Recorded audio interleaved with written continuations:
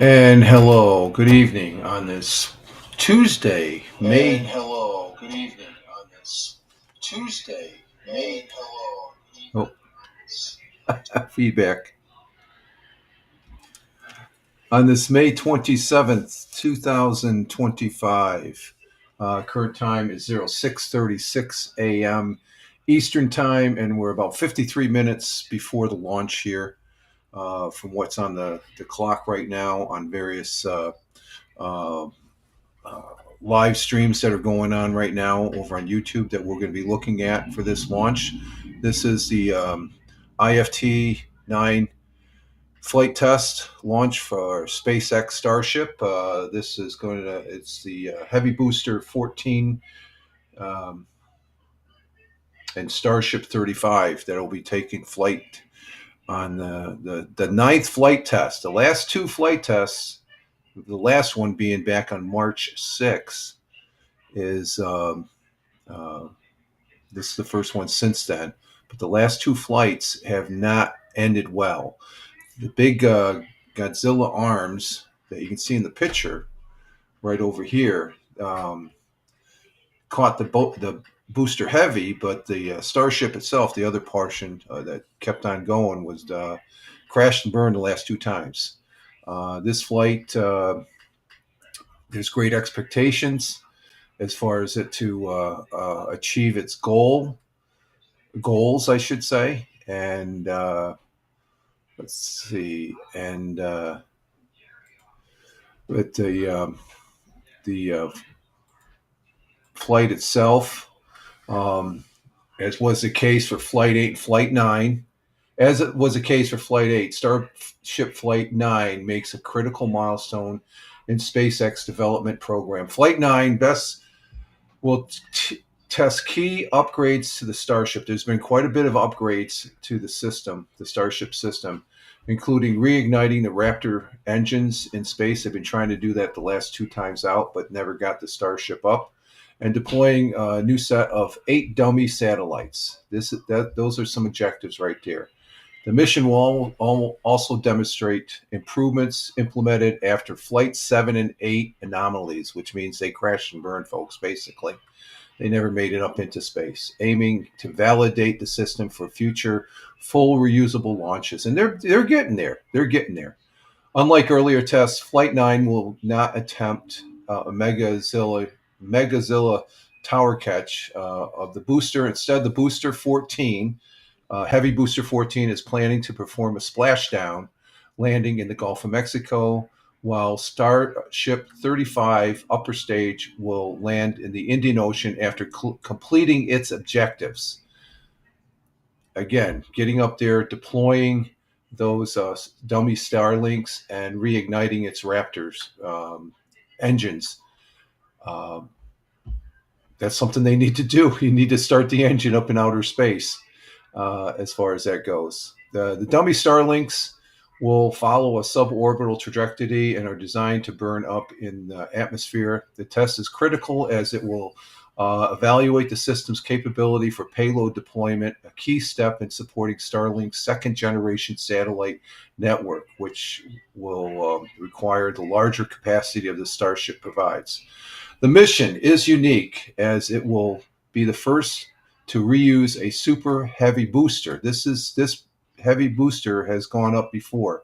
Booster 14, which previously flew on Flight 7, Ship 35, the upper stage, underwent several static flight fire tests in preparation, including a 64-second static firing of 6 Raptor engines, the longest such test for any Starship upper stage to date. Flight 9 will be another important step towards realizing SpaceX's vision of fully reusable transport system capable of delivering payloads and crews to the moon, Mars, and beyond. The success of this mission will pave the way for increasing ambitious Starship flights. So currently, we have, like I said, several.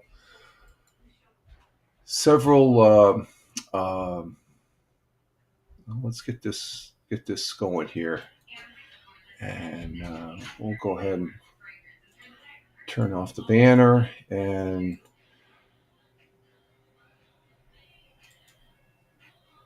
this is where the Starship Starship 35 and Heavy Booster 14 are sitting right now, as far as that goes. And we do have other. Let's see.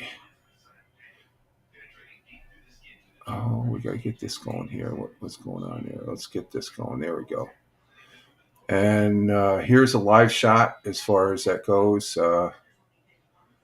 We're down to 48 minutes. That's what we're currently looking at as far as that goes from the folks at NSF.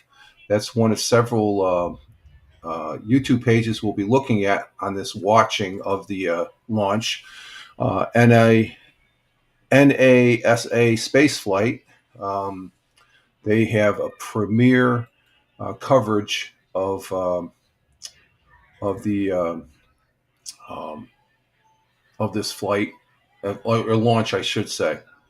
So let's see. Let's go ahead and put this on maximum. Let's see. Let's go ahead. Can we do that? Okay. So there's one of the pages we're looking at. And here's another one. This is a second page for NASA space flight. No affiliation with NASA, though. No affiliation. So that's a page we'll be looking at. And then we'll be also looking at Spaceflight Now. Spaceflight Now, as far as their perspective. And go ahead and max that out there so you can see a distance view, and they're venting, they're fueling it up. We're down to 46 minutes to launch, and we'll be sticking with this. I wanted to start a little bit early to catch the excitement and hear some of the commentary. I believe SpaceX will be coming online here shortly. And let me just check their Twitter page. SpaceX does have the static page up right now, starting at 6:50. So we got about another 8 minutes before they start there, and we'll key in on their page when they come up. Another one we have is the launch pad. It's another good one as far as they give it some pictures. Again, 46 minutes till countdown. We'll go ahead and max that picture out. And this is Lab Padre Space, which has a good view from the back end of the tower. And they're keying in, zeroing and on the venting right now. They're refueling or fueling up heavy booster. So that venting is a good thing. That's a good sign that they're getting things done and such. So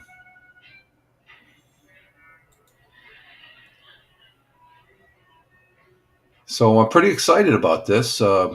I almost forgot about it, but we're here to witness history of a space launch that is going to be, if successful, be monstrous in the development of transportation into space.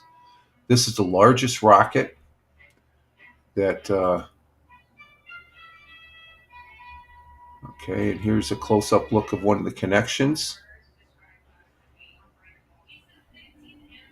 We have SpaceX's go for prop load for the 9th flight of Starship, so they are loading. And you probably end up seeing a condensation going up the ship itself.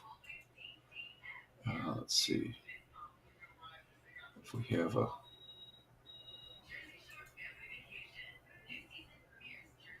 There's no real condensation going up the ship itself, but that's one of the things it's going to be doing. So We're keeping tabs on the goings on here as they're preparing for the launch of SpaceX IFT flight test number 9. So there we go back. You can see a lot of action going on at the LOX plant right there, and you can see once they start loading up, you'll see condensation going up the side of the booster, heavy booster, the bottom portion. So at 43 minutes, and we got another 4 minutes for SpaceX to come online. So once they come online, we'll be breaking to them, and then periodically going to the YouTube pages to show you the launch itself. So just sitting back, waiting, getting excited. I'm a space junkie from way back. I remember my first space launch, and that was Alan Shepard riding the Redstone Mercury rocket into a suborbital, as far as that goes. So we have breaking news. What's the breaking news? Let's see what the breaking news is, folks. Know that. Adrian, on your way. We know. I also We know that. We can respond as Kevin if we want. What should we reply as Kevin? Yeah. Okay, so they'll just go. The folks over at NSF, their propellant is being loaded at this time, so it's less than an hour, and that's usually one of the steps that goes on as far as that goes, and so we'll be hanging loose here as far as on the various channels there that I have up here. So this is pretty exciting to sit back here and watch this and watch it go on. And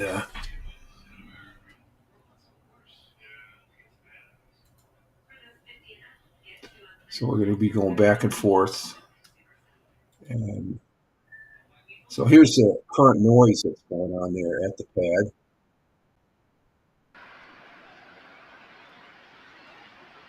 The propellant being loaded onto the heavy booster 14 and also onto Starship 35. Again, the booster 14 is it's the second time it's being used. It was used in Flight 7, which was the very first catch of an upper heavy booster. So this is actually proven the fact, other than those two things, the reigniting of the Raptors and the deployment of the Starlink satellites, 8 of them. This is another capability being shown as far as a reusable launch of. It's actually Heavy Booster 14-2 because it's the second flight. So that's pretty historical in itself, given the size of this thing. This thing is huge, folks. This is the most powerful rocket on this blue marble that we call Earth. So you can hear the propellant, and let's see if we have anything going on SpaceX's. Yep, the Starship team is go for propellant loading, which actually started almost. It was on Twitter or on X there for about 25 minutes ago. So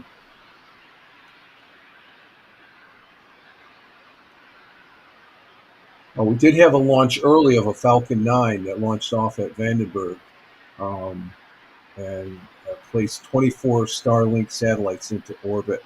And I believe they're in orbit, a polar orbit, as far as from instead of an equator orbit. So,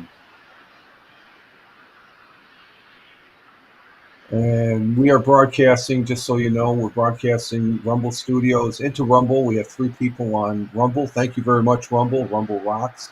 We have 1 person on YouTube. Thank you, YouTube. And we have 2 people on Twitch. And over on X Live,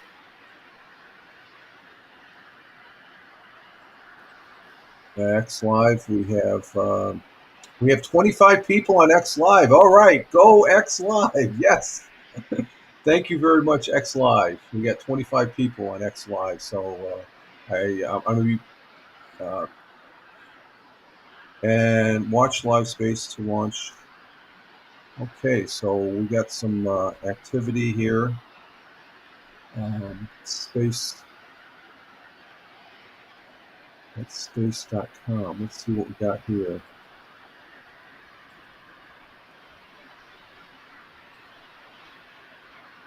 Okay, we got activity on space.com. Okay, we'll cut that out.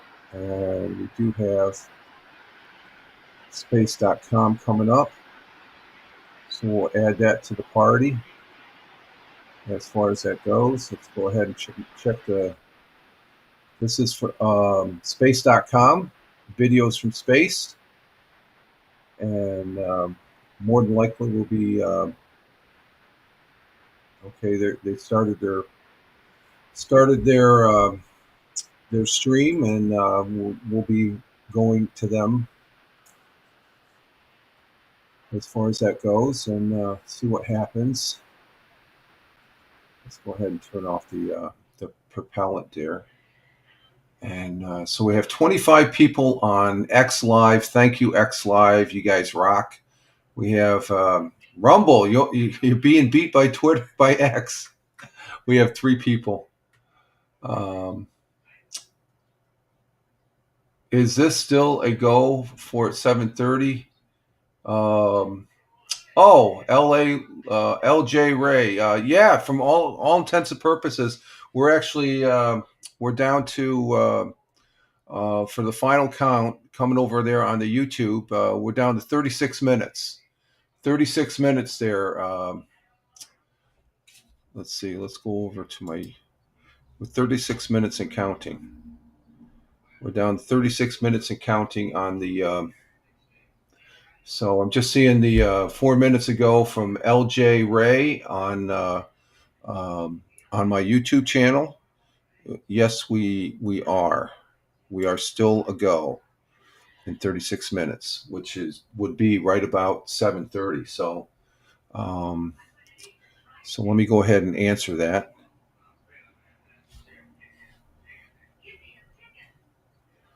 Let's see.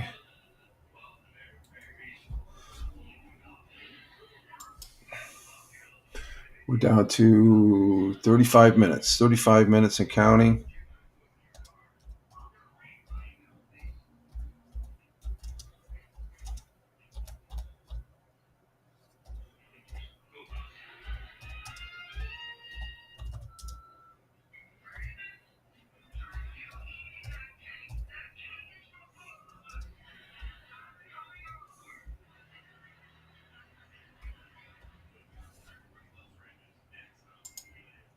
So just answering a comment here.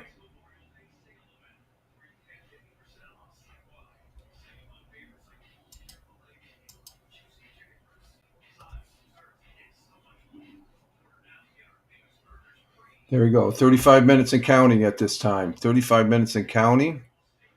And so glad to have you on the YouTube channel there, LJ Ray. Thank you for the comment. And let's see. Let's go back to SpaceX.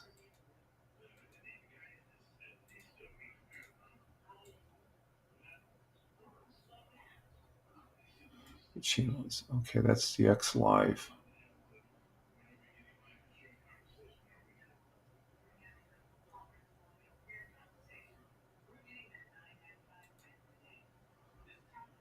And here's some.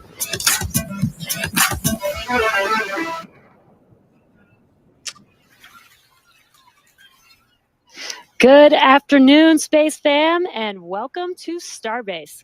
I'm Jesse Anderson, a Senior Production Engineering Manager at SpaceX. And I'm Dan Hewitt with SpaceX Communications Awesome to have you with us here in Texas, Jesse. Welcome to Starbase. First time, right? Thank you so much, Dan. Yeah, my first time here, and it is mind-blowing. I went out to the pad this morning, and the scale of the vehicle is just insane. Dwarfs everything.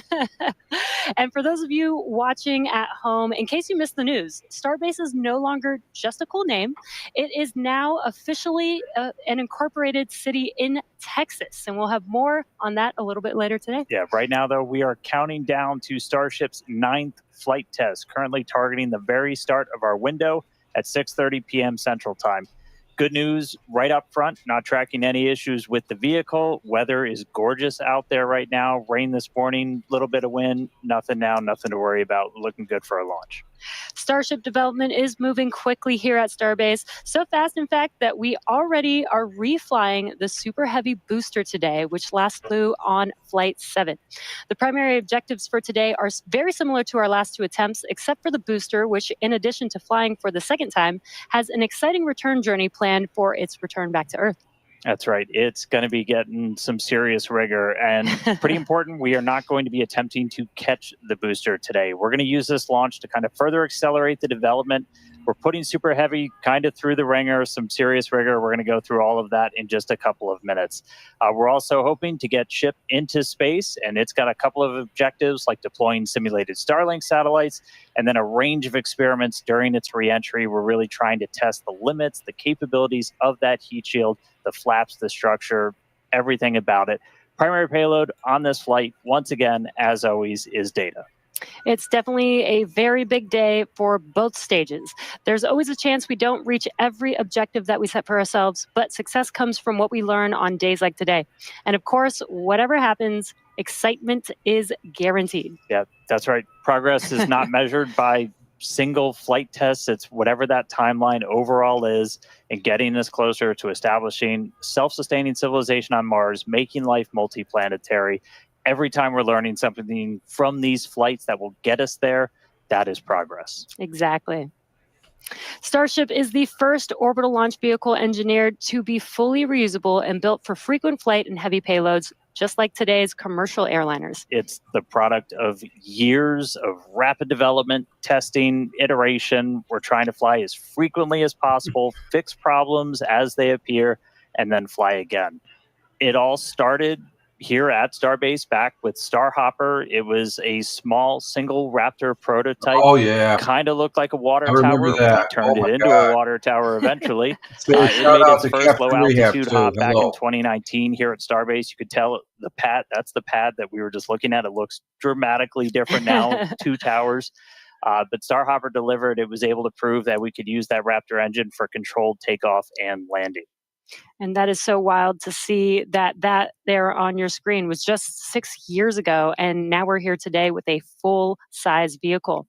So from there, we moved to full-size test articles with increasingly complex test flights that reached progressively higher altitudes.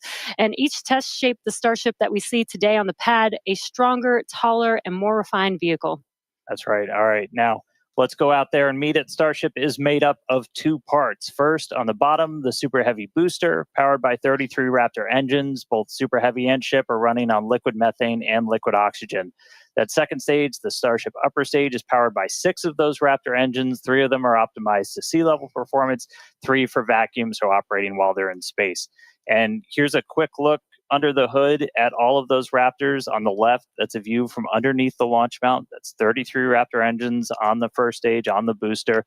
And on the right, that's a view inside of the ship. So you're looking down at the top of the booster at 6 Raptor engines inside the ship. Those are what's going to power it to orbit. Now, that second stage is also what will one day carry cargo, payloads, people, everything that's going to space. It's also going to be responsible for in-space propellant transfer. That's where we're going to take 2 Starships, meet them up in orbit. One will be able to transfer propellant to the other. That's a really critical capability for Starship to do all of these missions beyond low Earth orbit.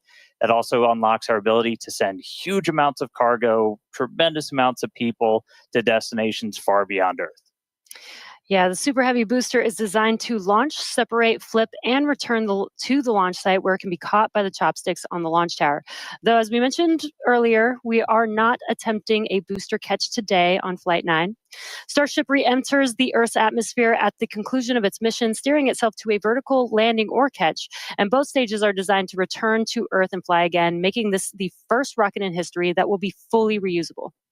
And then just in between the two vehicles is what's known as the hot stage ring. That's a steel structure that really takes the brunt of those ship engines as they ignite, protecting the booster while the ship's still attached to it. That enables us to do hot staging. It's faster, more efficient, kind of shutting everything down and then reigniting. Right now, that hot stage it's single use. It detaches from the booster as it flies back. But in the future, it's going to be integrated right into the top. And then on top of all of that, there's all of the infrastructure that's built up around it to support Starship. We call it Stage Zero. That's everything: the launch pads, the propellant farm, launch towers, chopsticks that are catching the booster out of the air, stacking the ship, all of that. And you may have noticed we have a new addition out there near the pad. The orbital launch mount for Pad 2 has officially been installed. That's starting to come together. Just like Pad 1, Pad 2 has a launch mount. That's where you're going to put Super Heavy on top. We also have a launch tower with arms, a little bit shorter on that one. That's going to be used to stack the Starship on top, put the booster on top, catch the booster, catch the Starship. We did put the orbital launch mount on there. That's responsible for routing all of the propellant to the booster ahead of flight. Underneath it, you've got flame deflectors, the water deluge system to just disperse all of those forces. The single piece we just lifted in weighs about 1,060 metric tons, which, if you're keeping score at home, that's the same weight as about 10 Millennium Falcons. It's heavy. That's a lot of Millennium Falcons, So Dan. many. We're also currently in work on Starship's brand new pad at Kennedy Space Center's Launch Complex 39A, and we're hoping to bring that online later this year as well. Tons of progress with Starship so far in 2025, and lots of incredible milestones still coming up. And we are still on track to lift off tonight at 6:30 p.m. Central Time. And right now, it's time to say hi to Chris, who's over there repping the West Coast ops today. How's it going, Chris? Hey, Jesse and Dan, and welcome everyone to West Coast and Hawthorne, California. As you can see behind me, the crowd is gathering outside of our mission control room here in Hawthorne, and the excitement is really palpable as we continue to count down towards Starship's 9th flight test. Now, our mission control room here in Hawthorne usually serves as the mission control room for our Falcon and Dragon missions once they launch from Florida and California. Now, with Starship, all countdown and mission control operations actually use the same flight control team from the same location at Starbase, which you can see on your screen now. But as we develop a vehicle like Starship, we want as many experts watching over its various systems as we can. And that's what we use the mission control room here in Hawthorne for during Starship flight tests like today's. The folks in mission control, which you see now on your screen, are the responsible engineers for Starship's various systems. This includes things like booster systems, stage propellant, our ground stations, flight software, the loads, and the vehicle structures as well. And having this support gives the flight teams in Starbase immediate access to our engineers' knowledge, which is really, really important when we're making informed decisions very quickly in a test program like this. This setup has been great for Starship flight tests so far, as we've handled things like propellant temperature differences, as well as day of launch winds that can affect the loads placed on Starship structures during launch, and particularly during the descent of the Super Heavy booster back to Earth. So having all of these responsible engineers ready to support is crucial during Starship testing, where we place hardware in flight conditions quickly to iterate and make the best and most reliable rocket that we can. So it's definitely a full house, a growing full house here in Hawthorne for our 9th flight of Starship today.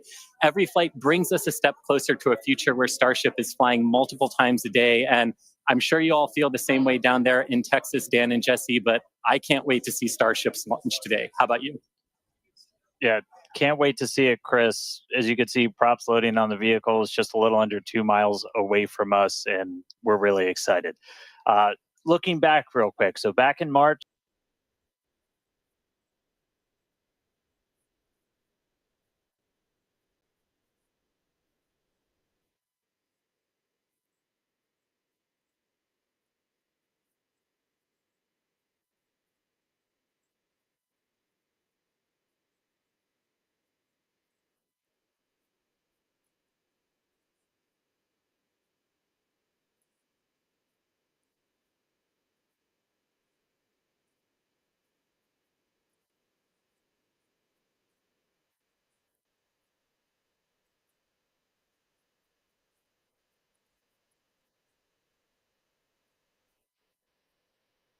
engineering. That's right. Losing hardware is a potential outcome of any test program. That's why we're always prepared with safety measures in place and also ready to have boots on the ground to assist with anything like debris cleanup. We coordinate with all the necessary parties, organizations, administrations for safety in advance and in an ongoing basis during our test campaigns to plan for as many possible outcomes. Definitely do want to say thank you, though, to the people of the Bahamas, the government of the Bahamas, who worked with us so closely since Flight 8. We took full responsibility for the cleanup, and in doing so, we had people on the ground in the Bahamas within 12 hours to help with debris recovery. So all that said, we're moving forward in our development cycle with safety at the top of mind, and we fly again today to get this current iteration of ship to space and back. That's right. Putting hardware in a flight environment as frequently as possible, so you're seeing how things behave all together in the real world. Then you're solving problems as they pop up. That's how SpaceX developed their very first rocket, Falcon 1. Same philosophy was used to develop Falcon 9. Today, we're looking to get our first re-entry with the latest iteration of ship while intentionally stressing the super heavy vehicle during its return to get data on its boundaries. And by stressing, we mean that we'll be pushing the flight envelope of super heavy as we fly at a higher angle of attack during descent towards the Gulf. Angle of attack in this case means that super heavy is pitched up to maximize drag and slow return. Because of this test, we will not be attempting to catch and recover Super Heavy, which again is flying for its second time today. So for a brief moment, this booster will hold the title as the Super Heavy flight leader. That's right. All right. Lot still ahead for today. Let's get into it real quick with this overview. As always, everything starts with a liftoff. 33 Raptor engines igniting, Super Heavy pushing itself and Starship into ascent over the Gulf. It's going to continue for about 2.5 minutes before we get to hot staging. Ship will ignite in its engines. Booster will do its boost back burn and begin its flight experiments back for a hard splashdown in the Gulf of America. Meanwhile, ship continues its burn into space. And ship will remain suborbital. We will be deploying 8 Starlink simulator satellites and then head towards re-entry. We'll relight a Raptor engine as well as test experiments during re-entry, such as missing tiles, metallic tiles, loading the vehicle's flaps, and then ship will attempt a flip maneuver. And if all goes planned, we'll conclude the test with a soft water splashdown in the Indian Ocean. So that's what we have on the menu for Flight 9 today. Whole lot. Flight 8's RUD taught us new lessons about Starship hardware, specifically the Raptor engines. And as we touched on earlier,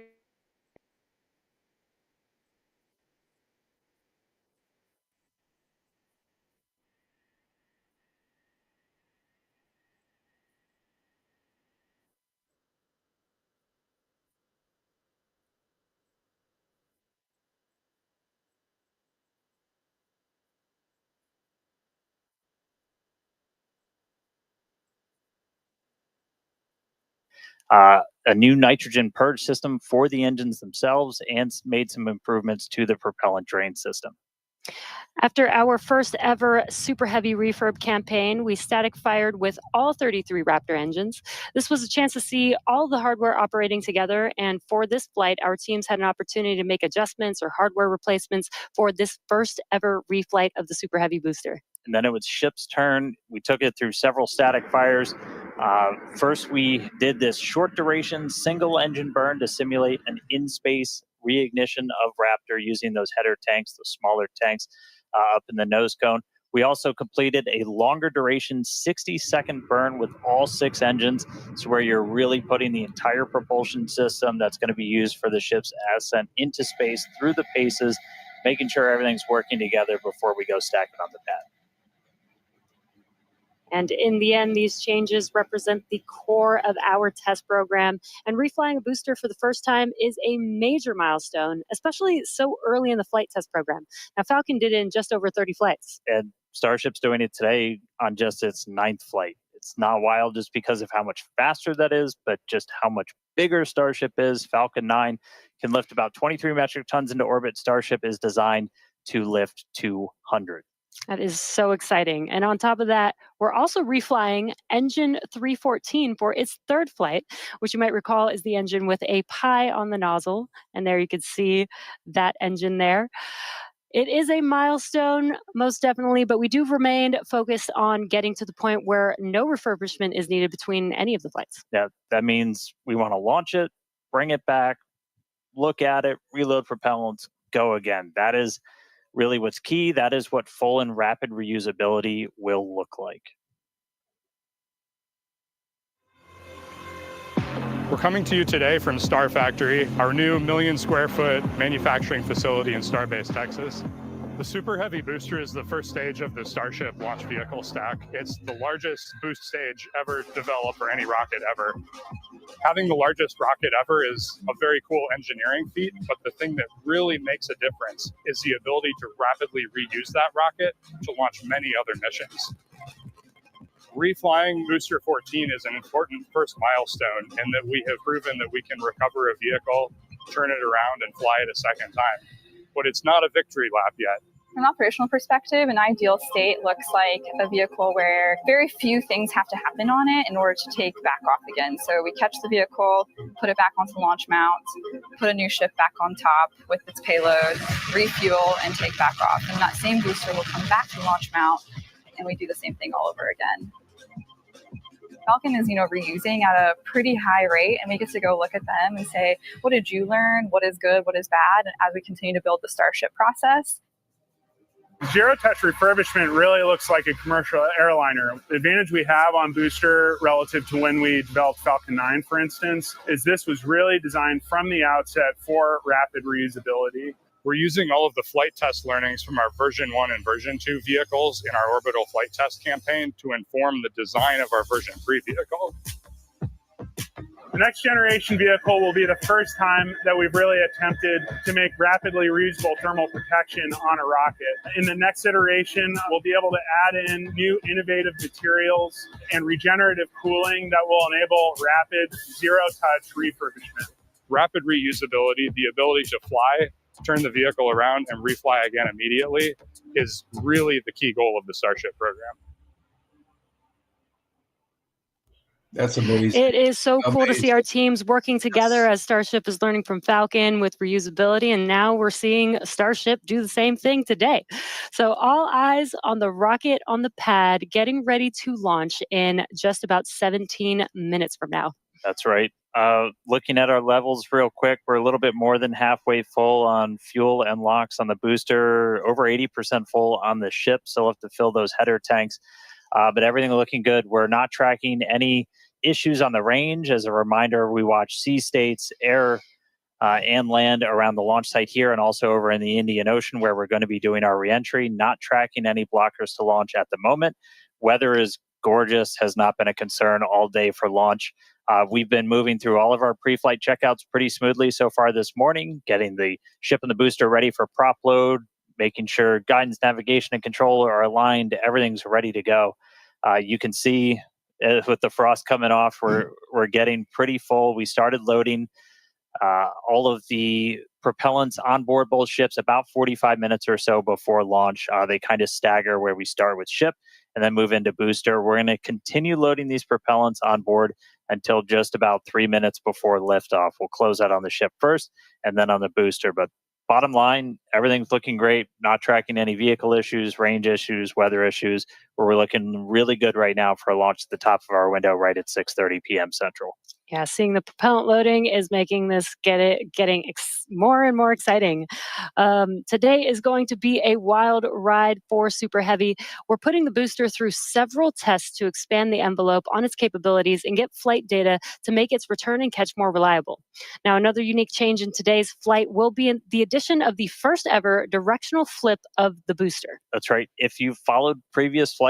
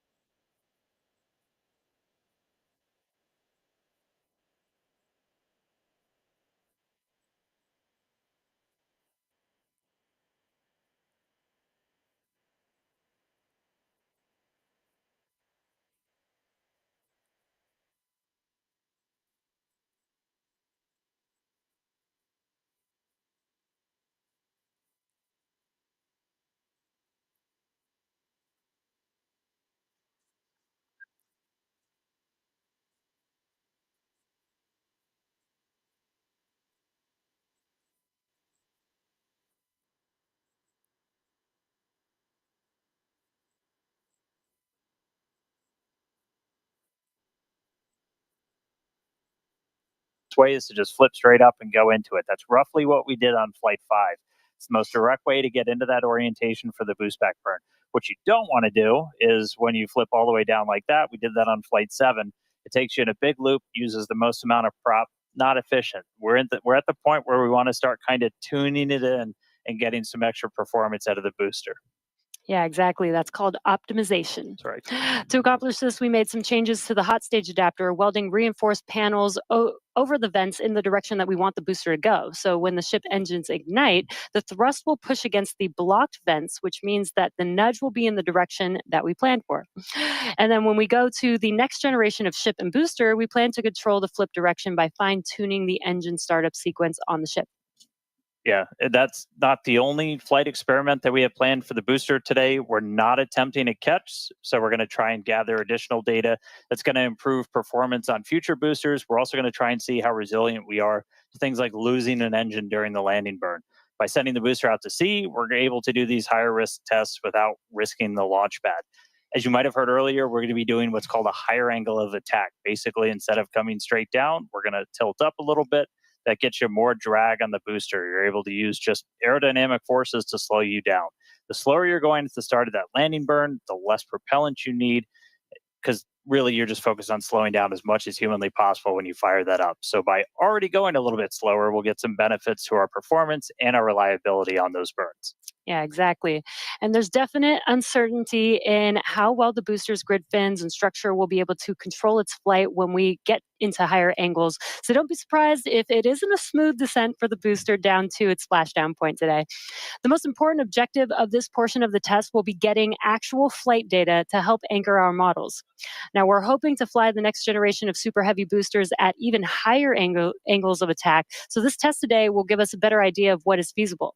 Now, on top of all of this, we're going to see how resilient Super Heavy is to engine failures at the most critical times. Yeah, we're going to intentionally disable one of those 3 center engines and instead use an engine from the middle ring that's kind of right behind it. Those center engines are what we nominally use at the very last part of a landing burn. You're just kind of fine-tuning the booster's path into those waiting chopstick arms.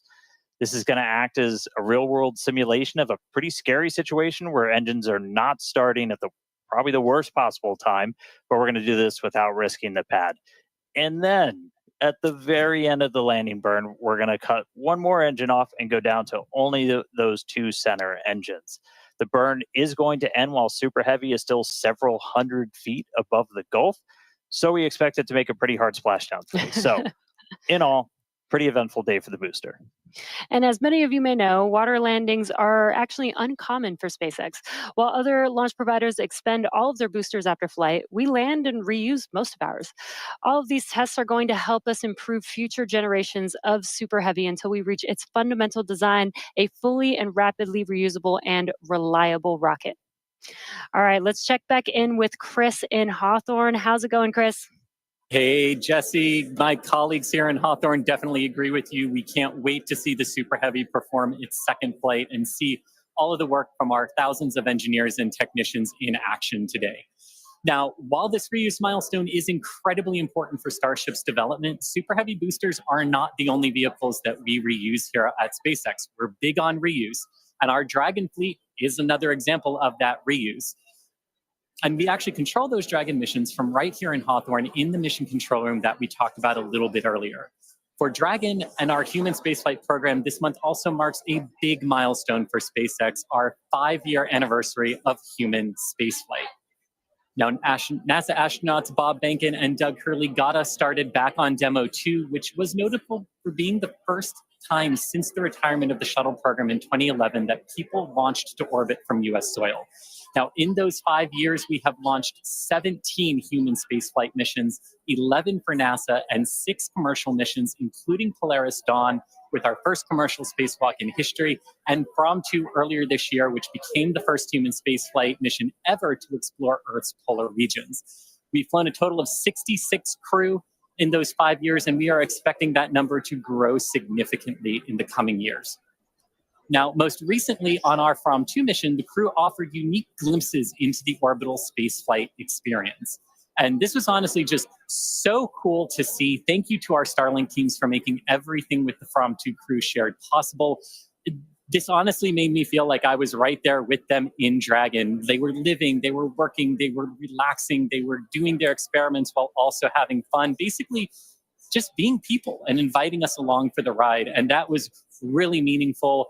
Being invited up there really showed how these are just the early days on the road to making life multiplanetary.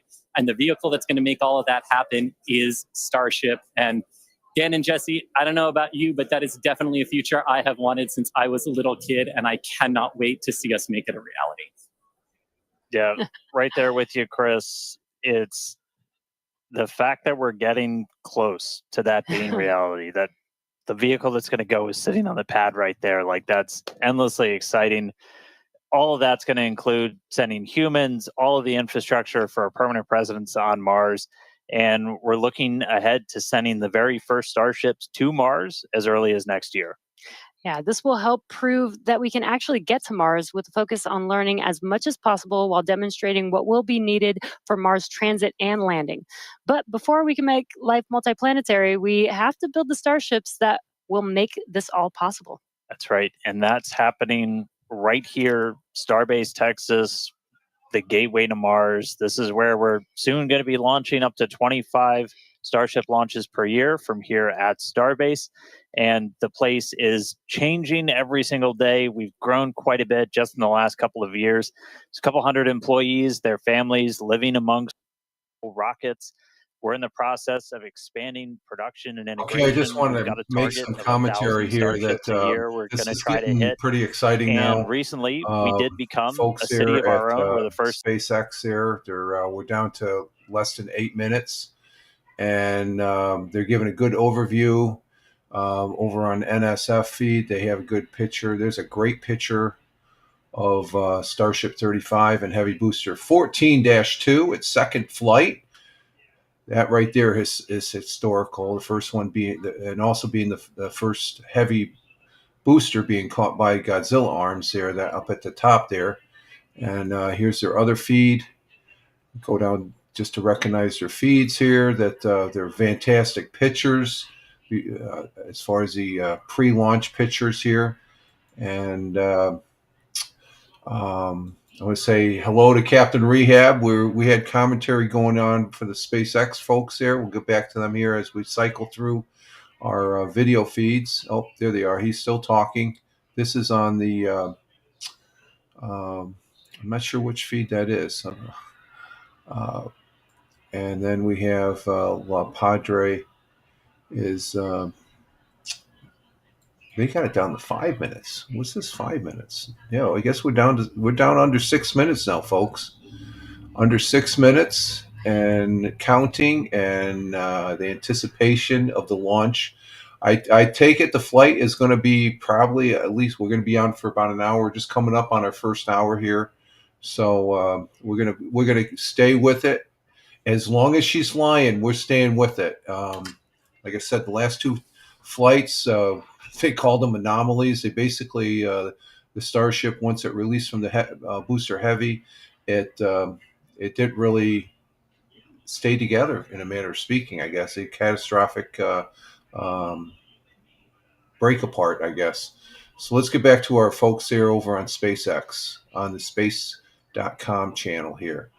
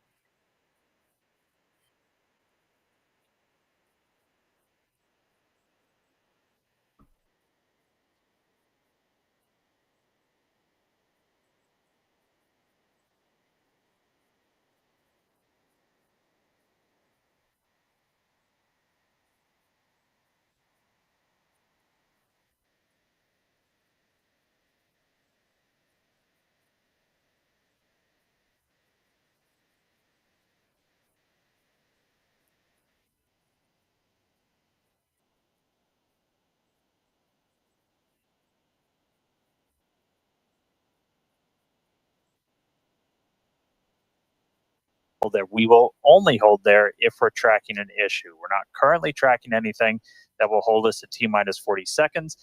But if you've seen a Starship launch before, they can happen. We can push through them and then launch that day still. Exactly. But when we do pass through T minus 40 seconds, a number of events will occur in rapid succession. The ground spin and ignition systems come up to flight pressure, ship goes to internal power, and then after that, the quick disconnect or QD, arm lockout is removed in preparation for retraction just shortly after T-minus 0. And once we pass T-minus 40 seconds, we do still have the ability to recycle the count under certain conditions back to T-minus 40 seconds, and then hold there to assess what happened and see if we can proceed again back down to T0. Yeah, there are a couple of things, kind of gates in that timeline that if we pass through that and we hit a hold, we'd have to scrub for the day. One pretty visual one will be if the water starts flowing for that deflector system that's underneath the launch mount. That happens right at around T-minus 10 seconds. For flowing water, we can't turn it off after it starts, and if we hit a hold, we're scrubbed for the day. We would need to refill those water tanks. We would also at that point need to refill all of the propellant tanks, as 11 million pounds of propellant is a whole lot. We can typically do that in about 24 hours, so we can always turn around to try again tomorrow. But we are coming up on 3 minutes away from liftoff. We should be hearing that we're closed out of prop load on the ship at this point. Booster coming up shortly. Wow, the weather just looks amazing there with Starship on the launch pad. Just about 2 minutes and 45 seconds from T0 with a lot of objectives for today. The booster, the Super Heavy booster flying today, will be flying for its second time. Last flight was on Flight 7 and just turned around in 2 flights, which is pretty incredible. I'm super excited to see that booster fly again. All right, we did just hear we are going to hold at T-minus 40 seconds. So we'll pass along some more information once we hear that reason. But again, that's not the end of the day. We can hold at T-minus 40 seconds for quite a few minutes. We eventually have to start looking at our temperature of all of our propellant on board. That's usually what drives us to, if we've held too long, we have to stand down for the day. So we are expecting a hold at T-minus 40 seconds. Sounds like we're going to be doing some additional checkouts on the booster Raptor while we're at that T-minus 40 second mark. So we will expect to see the clock pause at T-minus 40. And then again, we've got a couple of minutes. They can work through the issues. If we're able to clear them, we can still launch today. If it's something that we can't, we can always stand down, turn around, recycle, fly again tomorrow. Again, that's really important. This is what terminal count is exactly for, is to be checking the vehicle, monitoring the vehicle systems as it makes its way down to T0. And again, this gives us the ability to catch anything and be able to hold, as Dan has been saying, and recycle if we need to, or pause so that we can work through those issues and see if it's something that we need to stand down for. And as Dan mentioned, we will be holding at T-minus 40 seconds, so in about 20 seconds from now. Yeah, so we'll hold there. And they'll work through these final checkouts on, sounds like just one of those Raptors on the first stage on Super Heavy, which, as you said, we're reflying it for the first time. 29 of those 33 engines have already been used in a launch, one of which has already launched twice, and will go for and its is getting ready for its third time. Right. And you just heard our flight director for the day, Joe Sliker. He just shared that we are going to hold at this T-minus 40 second mark. Keep an eye on one of those Raptor engines on booster.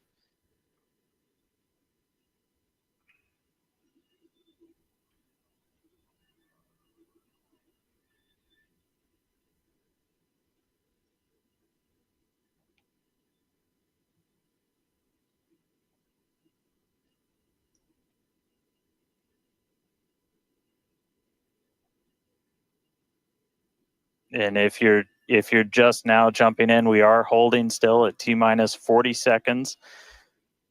Watching one engine, waiting for temperatures to kind of get to a zone that we want them to on one of the engines on the booster, on the Super Heavy booster, getting ready for its second ever flight.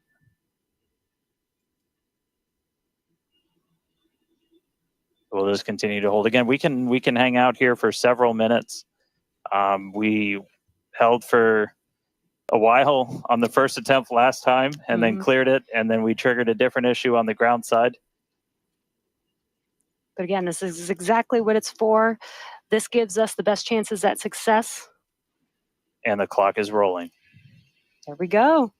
All right. T-minus 30. Let's listen in. Watch that first flight proven super heavy. Get ready to take off from Starbase.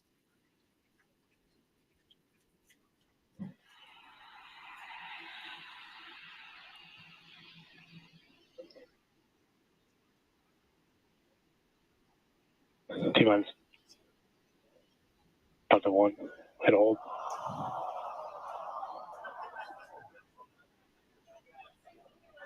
We did have a hold, and looks like the clock jumped back to T-minus 40 seconds.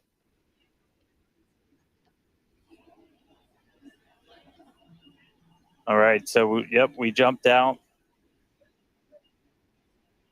I did not see the deflector go off. So hopefully we were right at around that T-minus 10 second mark.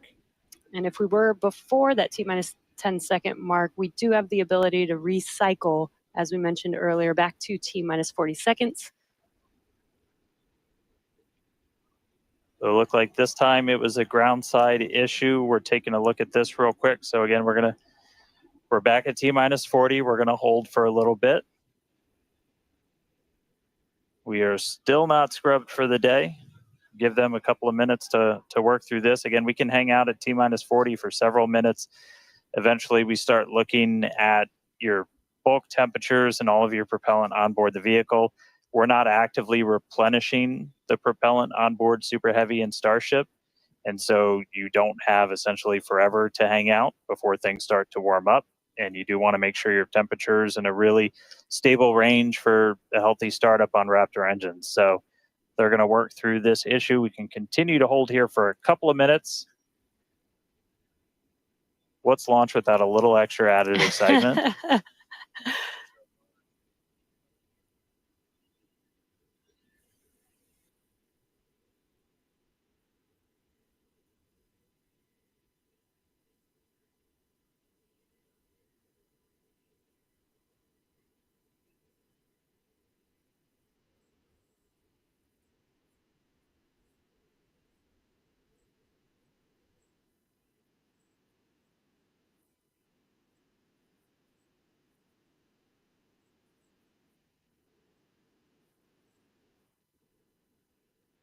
Cause us to have to stand down. So we're continuing to hang out with them, holding at T-minus 40.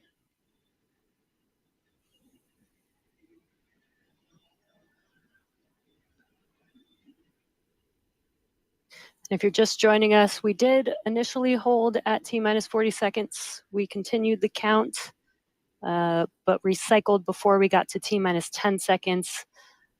And so we're back at a hold at T-minus 40 seconds. Waiting for more information. The team is checking out to see if we can continue today.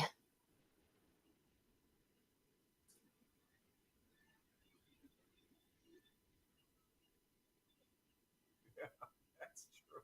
That's true.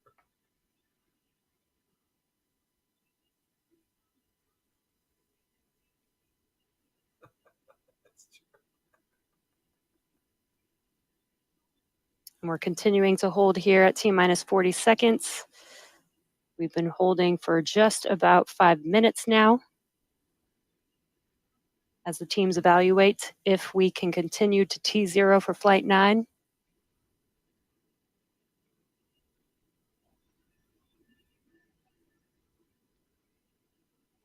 All right, so it sounds like we're coming to a resolution.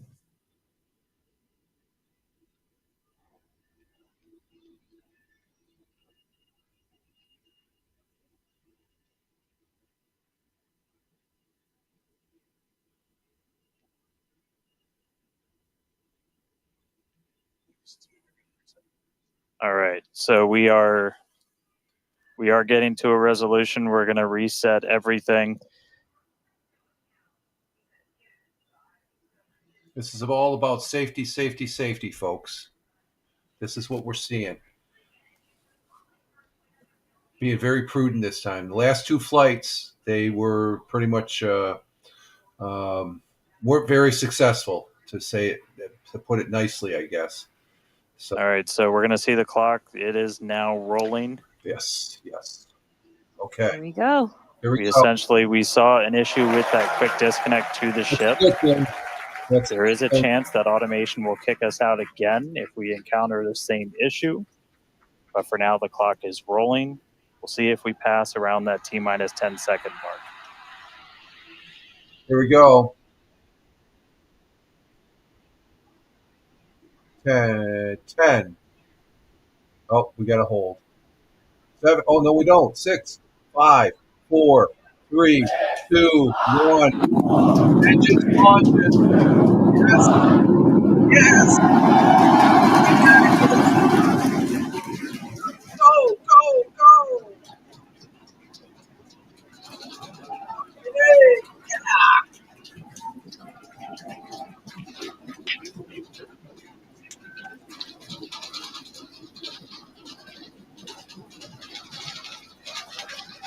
Yes. Let's go.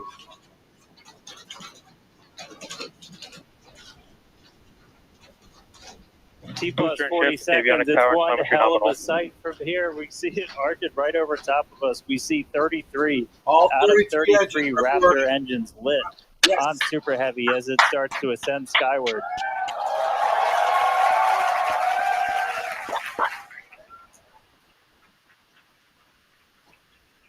Coming up on maximum aerodynamic pressure, then only about a minute and a half until we get into hot staging. Wow, Dan, that was incredible.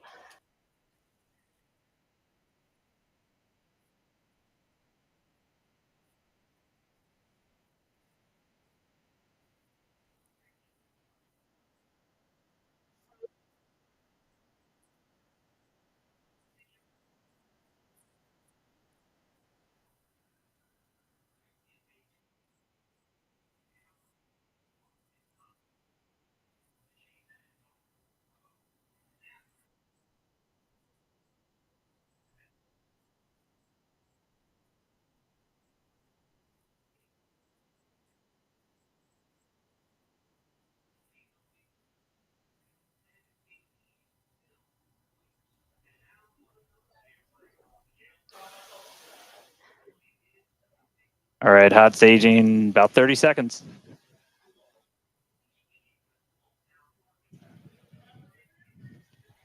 Yes. We are in flight. We are in flight, folks. And definitely keep an eye on which way the booster flips. First ever directional flip we're going for today should flip straight up. That's what I'm saying, Captain. Oh my God, this is that camera view exactly. See those engines powering down? Got to remember this Booster engine cutoff. second time this booster, the heavy booster, is getting ready to stage right now. There it is. Ship ignition. Stage separation. Yes. Incredible flip by Super Heavy Booster, and you can see those 3 engines on the ship ignited. 6 healthy Raptors running on ship on its way to space. Peek that engine view. Booster doing the boost back. Chris, how's it looking over there in Hawthorne, man? Yes. It is looking Raptor chamber pressure is nominal. It is looking absolutely incredible here in Hawthorne. As we said, 6 healthy engines on ship. We've got 13 out of 13 engines on the booster. Now down to those 3, which is what we expect in the final moments of the boost back burn. Now, as a reminder, we are not recovering the Super Heavy booster today. We are instead going to do some shutdown. And there we had a good shutdown of the boost back burn. Next up will be the jettison of that hot stage Ship ring. avionics power and telemetry nominal. Great call out there that everything looking nominal aboard the Super Heavy vehicle, which is returning to Earth. And we're going to be doing some experiments with it, including a higher angle of attack re-entry.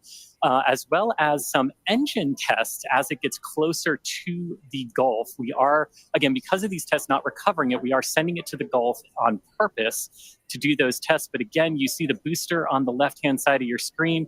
You see ship with 6 healthy engines continuing its ascent to its planned suborbital trajectory. Everything going very well so far for Starship's 9th flight. Now 4 minutes, 15 seconds in. Great views from inside of the aft engine area of ship there, looking at those 3 sea level and 3 Raptor engines on the right-hand side of your screen. The booster doing its LOX dump, that liquid oxygen dump. So because we don't need some of that liquid oxygen propellant in its tanks, we vent that propellant out to lessen the booster's mass as it comes in for its landing. Just absolutely gorgeous views watching these 2 vehicles do their respective things in the skies over Texas here today. And Dan, we're approaching the 5-minute mark into the flight. Super Heavy is descending rapidly. What can we expect here in the next few minutes as it does its atmospheric tests? Yeah, now as we had talked about, Super Heavy might not have a very smooth ride down. We're going to be putting it through this higher angle of attack. So we're kind of pitching it up a tiny bit, increasing drag. We've done this in wind tunnels. We've done this in computer modeling. It shows that sometimes the control isn't great, but only one way to really prove it out, and that's to get real world data. So here comes Super Heavy. It should be igniting for its landing burn in just about 40 seconds from now. And we are going to relight 13 engines, then bring that down to 3 engines. As we talked about earlier, we will be intentionally shutting down. We will be shutting down one of those 3 center engines intentionally to push the limits of the Super Heavy booster. Ship Raptor, chamber pressure is nominal. And continuing to see 6 healthy engines on the ship.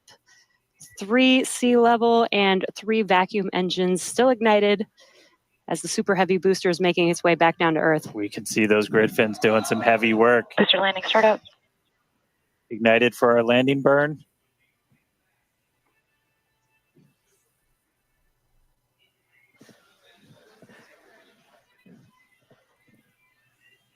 It may have ended with that landing burn.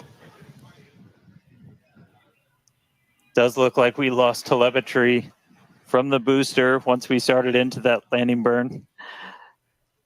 Did you hear confirmation that the booster did demise? So the booster's flight ending before it was able to get through landing burn, but again, we are not bringing that back. We're expecting it to make a hard splashdown in the Gulf. We were getting live data back. So what they're talking about, the heavy booster that disengaged, separated from Starship 35, was going to land in the Gulf. It's the second time its flight. It sort of, it just fell apart. So that they were expecting that. There was a no recovery. So all focus now is on Starship 35, which looks, if you go in the lower right-hand corner, all its engines are in good view and stuff like that. So it's at a speed of climbing to 17,500 to 18,000 miles or kilometers per hour, and altitude 147 kilometers. So the Starship 35 is in space and it's intact.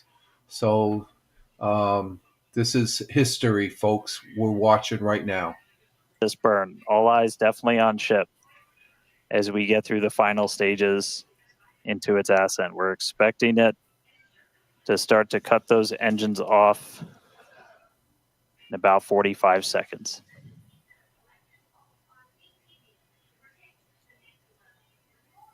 And Terminal guidance. And if you could see, it doesn't look like the engines are on, but they are definitely on by all the telemetry. All right, just about 30 seconds to go. Here we go. We're in terminal guidance. In the final stages of this ascent burn. We did see shutdown of the Raptor engines. We do stagger these, so we do the Raptors first, Those 3 have shut down successfully. Sea levels still running. Ship engine cut off.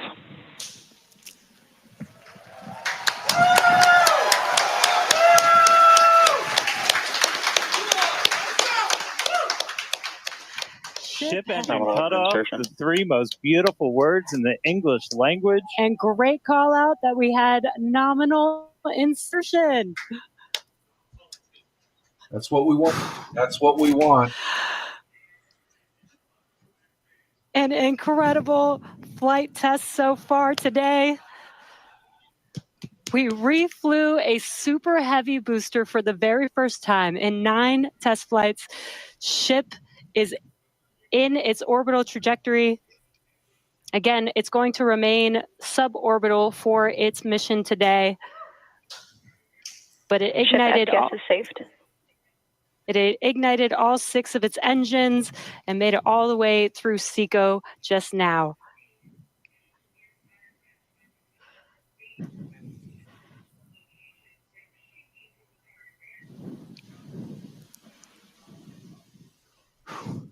What a moment. Incredible. All right. And But we I mean, that's still lots to come for the rest of this flight. Per usual, I need to collect myself. Hey, Chris, how's it going over there in Hawthorne, man? How's everybody doing? I think the elation and the excitement and the happiness at what we just saw achieved carried through across all of our sites. What an incredible view to see Starship back orbiting the Earth just under 11 minutes into our mission. Absolutely exciting to see all of this, and super pumped especially to see all of the team's hard work in action here today. As guaranteed, it has been an exciting evening so far for Starship's 9th test flight. We lifted off a little bit after 6:30 p.m. after a couple of holds that were triggered at the T-minus 40-second mark, but we were able to clear those, one on the Raptor, one on the tower, and we were able to lift off successfully from Starbase. 33 out of 33 Raptor engines lit on the Super Heavy, all 6 engines lit on Ship, bringing it to its planned suborbital trajectory around Earth. But as Dan said, we've got a lot still coming up in our flight sequence. So coming up at about T plus 18 minutes, 26 seconds, we'll have the first deployment of simulated Starlink satellites planned from Starship. That will be followed at about T plus 37 minutes and 49 seconds by the relight of a single Raptor sea level engine in space. Okay, so the next benchmark is the deployment of the 8 dummy Starlink satellites to demonstrate deployment. And Thamer, who's coming in from the Riyadh, the Kingdom of Saudi Arabia, this is SpaceX, Thamer. This is a commercial launch. This has NASA's probably monitoring this and stuff, but this is SpaceX's Starship 35 with heavy booster 14.2, which is now a wreck in the Gulf, but it did what it was supposed to do. So all eyes are focused right now. The last 2 Starship test flights, the last one being March 6th, they ended in a demise of the Starship, not making it this far. So this is from all indication, looks like a successful launch as far as that goes. So we're going to continue to listen here. We will again be pushing Starship to its limits. We definitely pushed the booster to its limits today to gather data, and we're going to be doing the exact same thing on that ship, seeing how the ship handles various flight conditions that we will need it to fly in as we look to one day soon bring ships back to Starbase for catch and reuse. Now, while there are payload simulators on Starship for deployment today, as we will see in a few minutes, the primary data and the primary payload for today is the data. And today, just like with Starship's previous test flights, that data is coming to us courtesy of our Starlink network. In fact, it is from Starlink that you are seeing these wonderful views of Ship in space right now. So, and I can't wait to see Starlink really provide those epic views and that data transmission during reentry, which is very, very critical to getting that data during reentry. So, Dan and Jesse, it's been an exciting day so far. There's more to come as we get ready for Starship's first ever payload deploy. What can we expect next here in the next few minutes? Thanks, Chris. Just going to reiterate, thank you to the Starlink team for these incredible views today.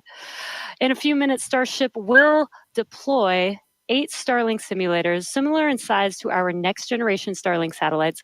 The Starlink simulators will be on the same suborbital trajectory as Starship, meaning they will passively re-enter the atmosphere, just like Starship. With tests like these, we can see how Starship's payload deploy systems work in flight while ensuring that the simulator satellites pose no safety risk to people on Earth or for other satellites in orbit. Now, this also ensures that any parts of these simulator Starlink satellites that do survive reentry splash down harmlessly in the middle of the Indian Ocean. And then before we get there, though, we're going to have to open up that payload deploy door. So we've only ever done that one time before. Pretty sure it was Flight 3. Someone on the internet, please check me. But that was the only time we ever opened it. And we've had Starlink simulators on the last 2 flights, but we haven't gotten to this moment yet where we're able to open up the payload door and start deploying these. It's going to be pretty cool. We've got them stacked inside of the Starship payload bay, and we'll have potentially a couple of views. You saw one camera pop up. Oh, there we go. Look inside of the payload bay of Starship. You can see them stacked down in the middle of your view. There's kind of 4 on either side, so they're sandwiched on top of each other, a stack of 4 right behind each other. And then we're going to pop the door open. It's on the right side of your screen, so we'll see that open up and then start firing those Starlink simulators out into space. We are expecting the... And to answer that question, I just checked, and the question that the expert didn't know there for commentary, the payload doors on Starship was successfully opened and closed during Starship Flight 3, which he indicated. He wasn't sure, but it is saying 3. This was a key objective of the flight to demonstrate the system's functionality in the space. The door is also known as the PEZ dispenser. And that's basically what they're going to be doing. They're going to PEZ dispense these 8 dummy Starlink, because that's how Starlink is going to get their next generation of satellites up there for Starlink. So interesting stuff here, folks. Very interesting stuff. Very historic flight right here. And there's the payload right now. Those are the dummies that they're talking about. So let's get back to the commentary. 30 or 160. My numbers are fuzzy right now, just like my brain is. But well in excess of 100 megabits per second of downlink. And a lot of that gets eaten up by video. We've got dozens of cameras across Starship. We added several more for this flight. You saw a couple of those as we have essentially 360 degrees. Oh, open the pod bay door, Hal.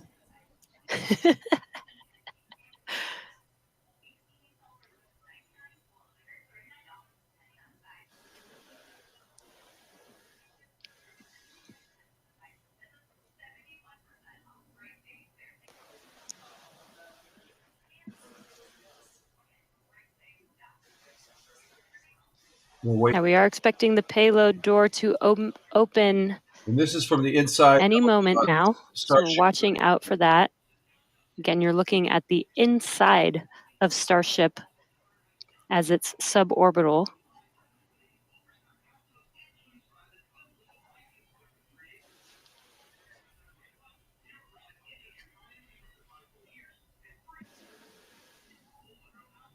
Well, we heard the door open was in progress.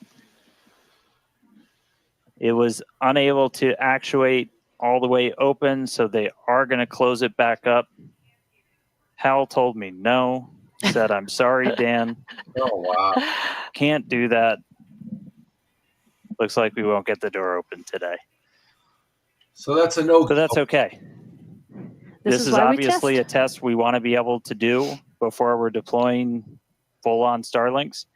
But the real focus for this, now that we are in space, is getting to that reentry. That is the most critical phase of Starship that we still have to prove out.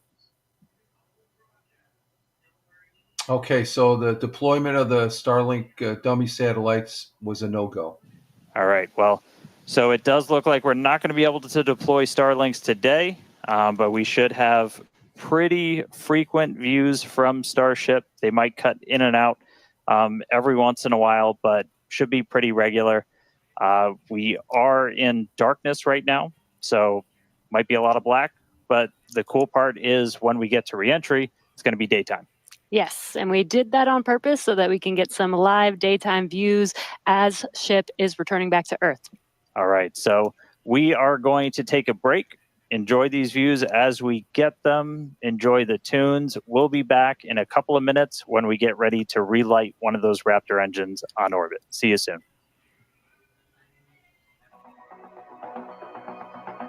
Okay, so they're on a break right now. We're 19 minutes into the flight, which is a good thing.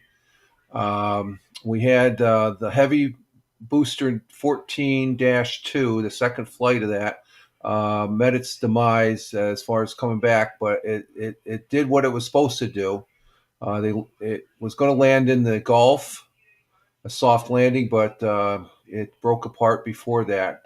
They might have pushed the button to do that because some anomaly happened. But the Starship 35 looks like it's flying good. No real issues with flight control or anything. Just the door would not open for the deployment of the dummy. So that's a no-go. That's which there'll be other test flights. You got to remember, this is a test flight.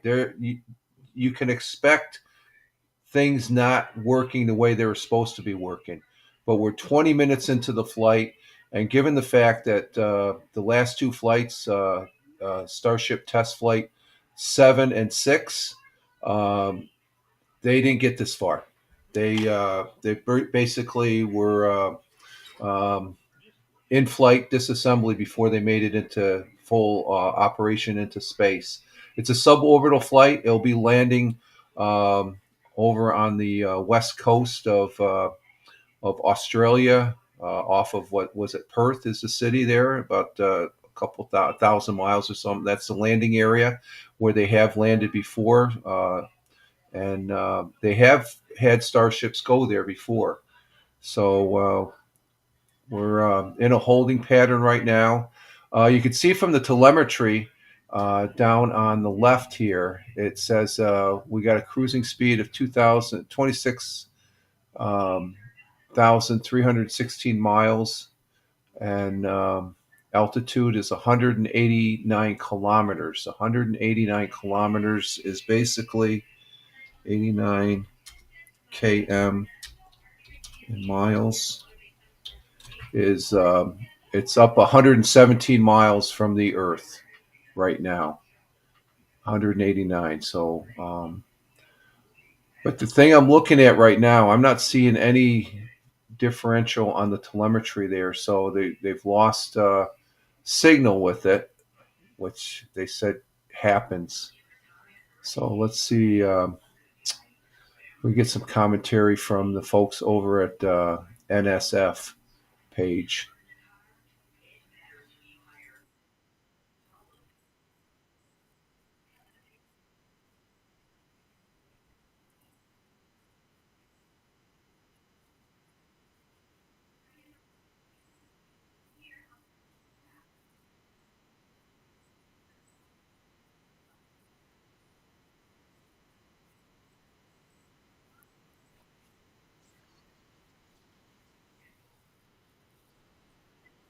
Thank you, Julia, and the rest of our team. Amazing work and great job, SpaceX. You can see them still in their mission control. Question, Alex or Adrian, whoever wants to take this one. We didn't do the deploy, so that's we don't have to worry about anything happening during reentry. When are we looking for that in-flight, on orbit, or in space relight? What the timeline for that? Do you remember? So the current plan for the in-flight space relight demo would be at 37 minutes and 49 seconds. So about 14 minutes from now. Woo! Hey, there's the top of the Margaritaville. Hello. We've got Hi, Ross, all. Gage, and D. Hey, guys. You look fantastic. Great tracking. It was great. They look all very like they are just roasted by the sun. Getting plenty of sunshine.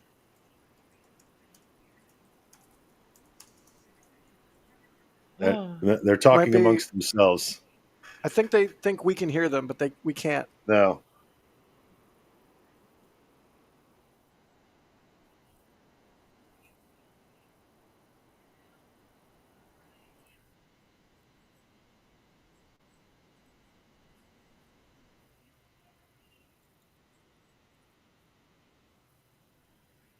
and all of the equipment that they have to haul up to the roof.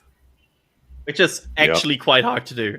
It is. I've done it many times. It's sucks. now we're getting into the summertime, which really, like, if you've ever been on the roof of anything in the summer, let alone a hotel on the beach, then you know being on the roof is no joke. Oh, we got a thumbs up at the end too. Awesome. Ship 35 in its coast phase. We're waiting on an official report of what happened to Booster 14-2.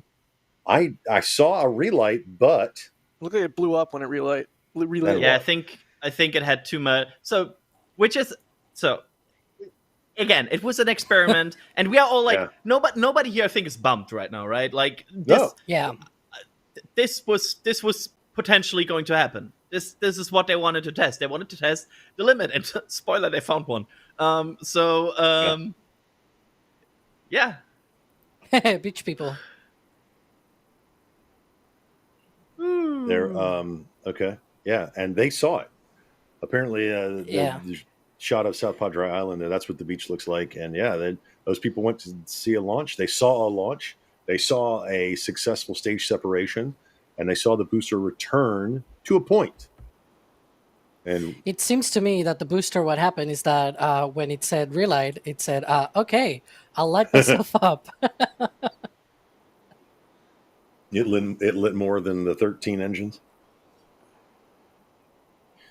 Let's as the ship is coasting, right? It's in its coast phase. Let's go to Ryan Caton for a trajectory update. Ryan? Well, here we go. Not exactly the trajectory, but we do have the timeline. Of course, here, 8 minutes, 56 seconds. That is when second engine cutoff took place. That was a very nice thing to see. But let's move the timeline forwards, and let's move towards... Whoa, nearly falling over here. Let's move towards something that isn't happening, the Starlink demo deployment. I'm going to move that cabinet out of the way for the next flight. You can be rest assured of that. But something we do have coming up is the Raptor in Space relight demo. That's coming up at approximately 40 minutes into flight here. That's actually scheduled for 21 seconds later than it was for the last flight. Of course, the last flight didn't actually get to that point, but an interesting note with the timeline. So that's coming up at 40 minutes into flight approximately. And then as we move onwards, we're of course going to get to the re-entry of the Starship. Entry interface should be occurring approximately 30 seconds later than they thought it would be doing on the previous flight. However, this is where things start to get interesting, because the next event, that's when Starship is transonic. That's only 6 seconds later. So this timeline is actually a little bit more spicy on the ship side of things. That's just passing over an hour and 3 minutes there into flight. We're then going to go through the supersonic regime. Transonic will then be subsonic again 6 minutes later than the previous flight. And if I pause it here again, only 5 seconds later for the landing flip. This is 1 hour, 6 minutes, and 11 seconds into flight here for the ship. And then, of course, we will get, fingers crossed, if we make it through re-entry, a exciting landing. That burn starting 10 seconds earlier than was planned on the previous flight, and then splashdown occurring 12 seconds later than was planned on the previous flight. 1 hour, 6 minutes, and 38 seconds after leaving Starbase. Fingers crossed the ship should make it to the Indian Ocean. And one more thing just to check out very quickly, where actually will the ship be landing? Let's take a look at the re-entry zone here. Leaving Australia, this is the Indian Ocean. We of course have our airspace closures for Madagascar, Mauritius and Australian airspace. The ship will be coming from Africa over, clipping the south of Madagascar and then slowly coasting. We'll start re-entry around this area here. This is where we'll start to see plasma generating on the belly of Starship. It will then re-enter the atmosphere, and hopefully, if it's in the same location as the previous flights, we will see a soft splashdown, or at least a splashdown, around this area here in Australian airspace.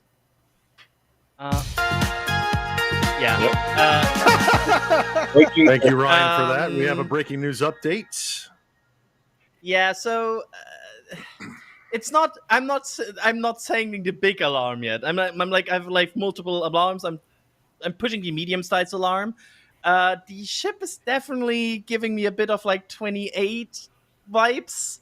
It's quite spinny on overall, and that's not what I like to super see. Look at the bottom right. We're talking about the attitude indicator there. There you go. Thank you, Kevin. That attitude indicator. I mean, maybe it's just doing a barbecue roll. It's just doing like a thermal management. Oh, can we go full screen? There we go. Yeah, that's Or maybe Ship it's 28 tumbling out of vibes. control. It's sort of actually more like without the engines. It's It's interesting gonna that it's gonna be an interesting re-entry. they're Let's not. say that. It doesn't look like they're able to get stable video off of it, perhaps because of attitude control issues. Clearly speculating here. I'm speculating just based on the graphic, but Doesn't you look see how good, it's folks, intermittent is what like he's that, saying. and then Does the not ship look will good. roll to a point where the dish can no longer have a connection, and then they lose it again. That's what it seems like, anyways. Who would have thought that Block 2 will repeat the same 3 first flights of Block 1? So I have a question. We saw a clean engine shutdown sequence. At least it looked like that from the telemetry we were getting. What would the venting have caused this? I'm trying to figure out what forces on this vehicle would have caused it to do this. A vent could have frozen and stuck open. Yeah, that's possible. Has that happened on a previous flight? That sounds vaguely familiar to me. It could be something completely different. Yeah. I mean, maybe there's also like I'm playing the optimist here. Like there's also a little potential. bit of a spin. We did spring a leak in some of the fuel tank systems inside of Starship, which a lot of those are used for your attitude control. And so at this point, we've essentially lost our attitude control with Starship. We are still on a path toward re-entry. We are suborbital, so no matter what, we are going to enter. So at this point, we've essentially lost our attitude control with Starship. We are still on a path toward re-entry. We are suborbital, so no matter what, we are going to enter. However, this lowers the chances for it to be a controlled re-entry. So if you think back to Flight 3, when we had something similar happen, just the end symptom of a loss of attitude control, we were in a roll by the time we hit re-entry. So we are going to re-enter. We should hopefully still have views. The Starlink satellites are pretty robust to still maintaining contact. We've got 4 of those terminals on the vehicle, and they're pretty robust to maintaining contact, even when we are in a spin, essentially. So we should hopefully continue to keep live views. It's going to still be dark until we get a little bit closer to entry, as we are a little bit, we're coming up on Africa. I believe we do swing just to the south of that continent. And by the time we start heading out over the Indian Ocean, we'll start heading into a sunrise. So not looking great with a lot of our on-orbit objectives for today, where we were hoping to do the PES deploy and relight an engine, and then really importantly, get into that controlled entry to really put the heat shield through the ringer. Nonetheless, Starship marching forward towards that re-entry over the Indian Ocean. So we'll continue to hang with it and give you any updates as things continue to change.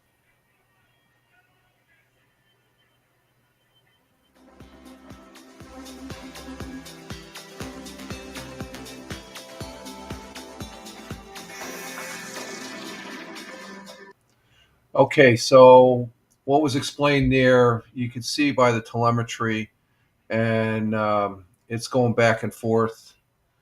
It's still in flight. It's still intact. It's just out of whack a little bit on its orientation. So they probably will not do a relight of the Raptor. But I guess they're going to be trying. Next step is trying for make sure she's orientated. Starship 35 is orientated right for re-entry. To you can see the tiles. They're the black items that are on the. That's the underbelly, and that's what's going to take the blunt of the re-entry and the plasma when they re-enters. Those that forms underneath it because of the friction of the Starship 35 in the atmosphere creates a plasma blanket, and these heat shields tiles, similar to what was on the bottom of. They're more advanced than what was on the bottom of the space shuttle, but this is a lot bigger surface area than the space shuttle. So we're gonna just we're hanging in here. It's 34 minutes into the flight. and this is what happens when you have test flights. You're going to have things that go wrong, and they'll learn from this to make the flight better. The last two flights did not even make it this far. We've had some flights prior to that did make it this far. It's a little unfortunate that the payload door did not open for the deployment of the dummy space link satellites. So, but these are things they have to work on. So, you don't get it all right on the first flight. There's going to be several flights. There was a number of flights. I forget the number when they were developing the SpaceX or the Falcon rocket for SpaceX. There was a number of failures there. So they learn from each mission, and they adjust and realign. And I think you can see the close. Yeah, that's the indentation right there of the dispenser door that didn't open. So it doesn't look like it's tumbling, but it's out of positioning right now, traveling at 26,467 kilometers an hour. Let's see, 26.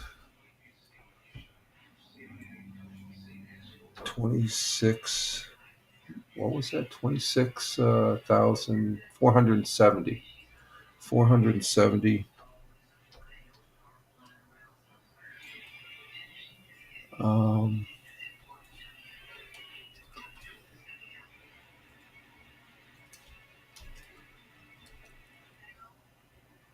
Kilometers per mile.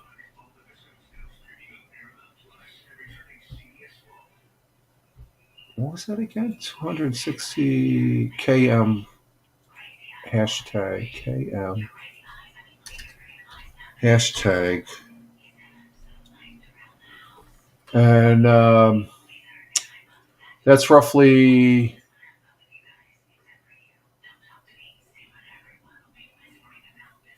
it's faster than that. It's like 1,000.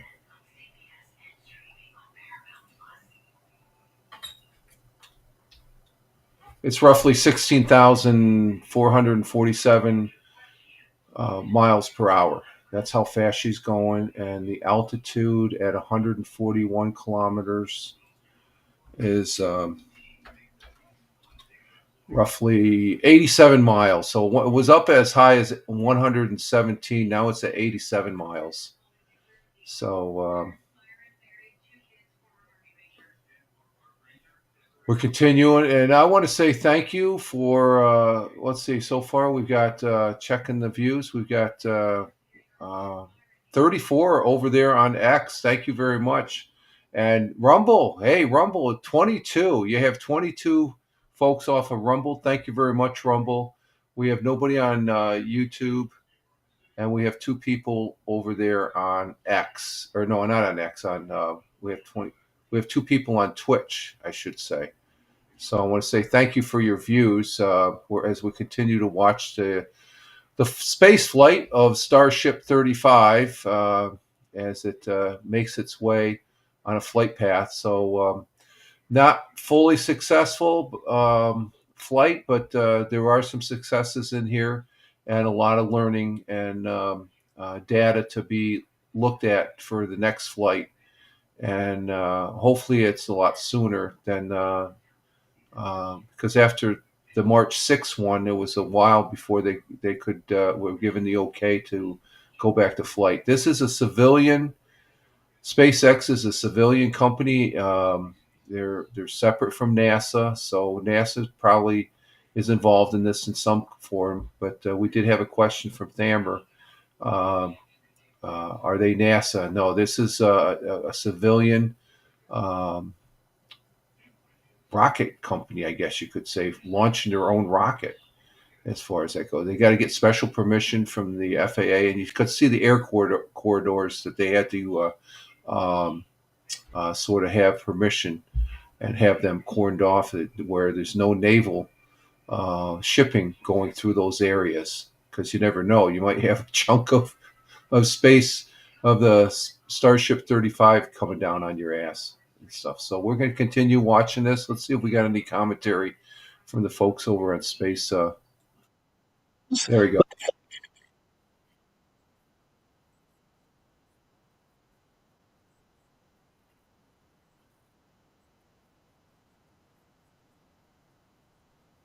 Really, you use both systems in concert, and when you run out of control authority on one system, you use the control authority on another. And so when you just have the flaps, yeah, maybe there's some situations where they could save you, but you're rolling the dice. Adrian, sorry, I totally steamrolled you on that one. I feel like it's in theory there should be a bit of a margin, because at least how I understand re-entry, vehicles always orientate to the more heavy side first, and my understanding is the more heavy side should in theory be the TPS side. However, again, if it's completely opposite, you just have a spin. Is that moving already into sunlight? Yeah, I think so. Oh yeah. Yeah. I'm gonna say no if we're gonna bet here what's gonna happen in the next few minutes. Oh no, I'm not betting on this thing making it. But not in a million years. No. I'm gonna say no. It's not gonna recover with the flaps, and given the fuel leak, you gotta think about that relight may not even happen if they were to do an actual controlled reentry with this ship. It's not gonna get to a landing burn or anything. The ship is venting. See that? Yeah. Yeah. Seems to be from the QD, maybe? From the quick disconnect? I wonder if they're still trying. I wonder if they're still trying to get attitude control back. I mean, there's that famous story of when CRS 7 happened. The Dragon capsule made it all the way to the ocean and impacted on the ocean. And I don't know if it's true or not, but I have heard tell years and years and years ago that there was somebody on console trying to push an update to Dragon or something and get the parachutes to deploy. That could be completely apocryphal. I could be making that up. But look at that. The point is they're going to try until they can't try anymore. More plasma. Wow. That plasma? I'm gonna guess plasma seems to be a bit on the wrong side of the vehicle. Yeah. Yeah. Looks like it's coming in sideways. Roll 35. Yeah, I believe based on Flight 3, what we saw with Ship 28 tumbling, I'm not expecting this one to recover. Yeah. Well, they have to overcompensate for the tumble and then stabilize. I could see the fin stabilizing, but overcoming You can see roll. the camera feed getting affected by the plasma.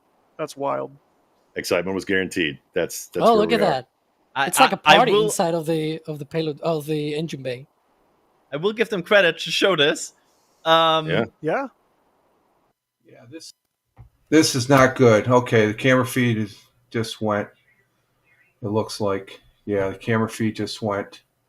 Oh, it's coming back. It's probably losing signal. So we're losing the ship at this point, folks. This is not good as far as that goes. The ship is out of orientation, so the heat shields are more than likely not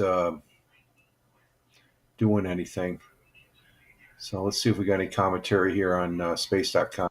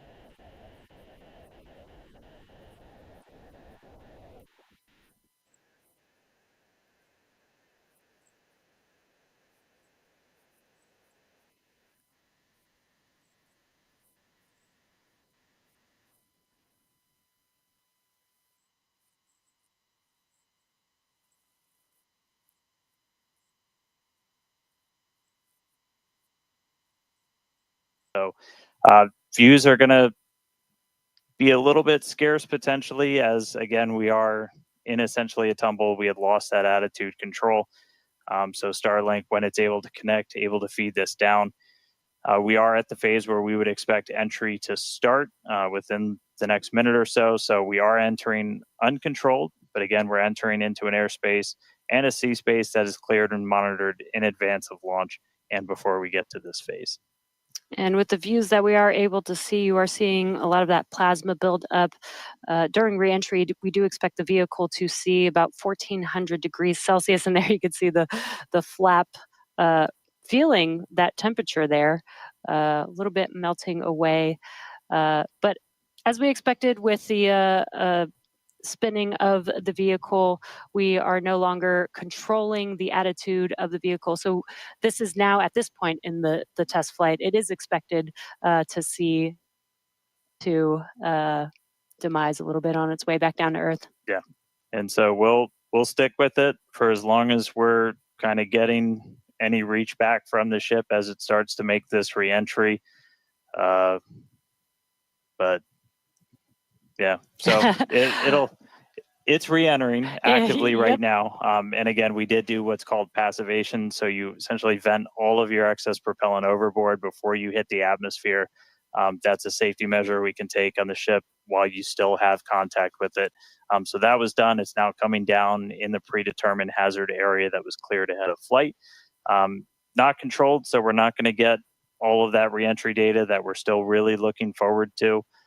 This is kind of a new generation of ship. It has different flaps, improved heat shield, a whole lot of things that we're really trying to really put through the ringer. As there's a whole lot we still need to learn before we get to kind of the next step that we're hoping for, which is going to be that ship going orbital and eventually coming back here for a catch. So getting through one of these fully is going to be really important. It's not going to be today, but we are just going to stick with the ship, see what else we can learn as it makes its way through the atmosphere and brings an end to the 9th flight test. So we'll stick with it.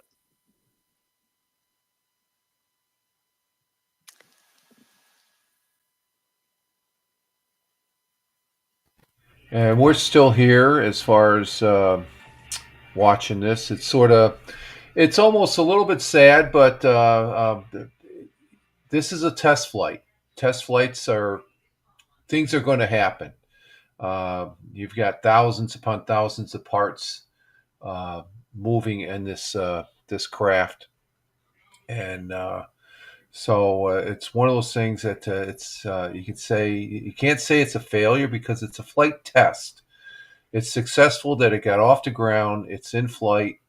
There's a lot of math involved in doing this stuff too. So as far as calculating various things and stuff, and so it just looks like at this point it's probably burning up on re-entry.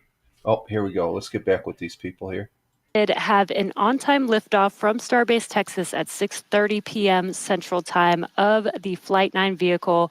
We did have some incredibly stressing objectives today. The Super Heavy booster flew for its second flight.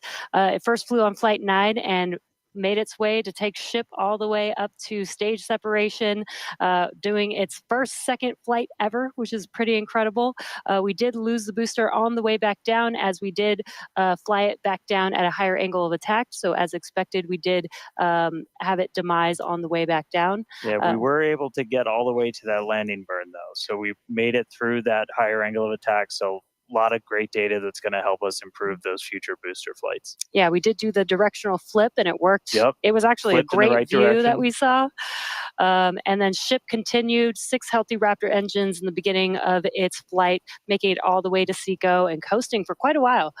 We made it to the expected time that we would open up the payload door. Unfortunately, the door did not open as we expected it to, so we did not deploy the 8 Starlink satellites. Yeah, we ran into a couple of issues once ship got there, but I can tell you it was a pretty crazy moment for a lot of the people that were standing here for ship to make it there. It's been a couple of flights, but it was really exciting to see. Ran into some issues on orbit. We weren't able to deploy the Starlinks. We eventually lost attitude control, dealing with some propellant links inside of the ship. And we did lose attitude control. And just to confirm, we did lose contact with the ship officially a couple of minutes ago. So that brings an end to the 9th flight test. So still a lot of work to do, but really big moment. Chris, how's everybody doing over there in Hawthorne? What's the vibes, man? Yeah, I mean, it's a test program, and that's what we're here to do. We're here to learn, and that was definitely the vibe and the atmosphere here at Hawthorne. Would have been great to see ship get all the way through its objectives today, but with all of that data that came down through the Starlink system, we're definitely going to learn, and we're definitely going to fix that and push forward. Also, great to see the responsible engineers here in mission control, talking with the flight control teams in Starbase. We talked about how it's great having that expert knowledge on console to be able to go to at a moment's notice, and that really helped us make the right decisions in orbit today when we decided to passivate the vehicle. So we will be here looking forward to Flight 10 and some success on future flights. All right. Well, obviously, congratulations to everybody that poured so much time, effort into getting this rocket off the pad. The last 2 months have been an absolute gauntlet for a lot of people, and we're continuing to learn more about this ship, about this rocket. We are trying to do something that is impossibly hard, and it's not always you're not going to reach it in a straight line. We've said there's going to be bumps, there's going to be turns, but seeing that ship in space today was a hell of a moment for us. So congratulations to every single person who put time, effort, sweat, anything into that rocket. Yeah, this is exactly the SpaceX way. We're going to learn, iterate, and iterate over and over again until we figure it out. So thank you to everybody for tuning in. Thank you for the fine people of Cameron County, including the residents of the newest city of Starbase, as well as the Coast Guard, Federal Aviation Administration, Government of Mexico, as well as the Australian Space Agency. All right, now, this is not the end. We're going to have a whole bunch of cool liftoff stuff, so be sure to follow us on X at SpaceX for more, and we will see you back here for Flight 10. Thanks for tuning in.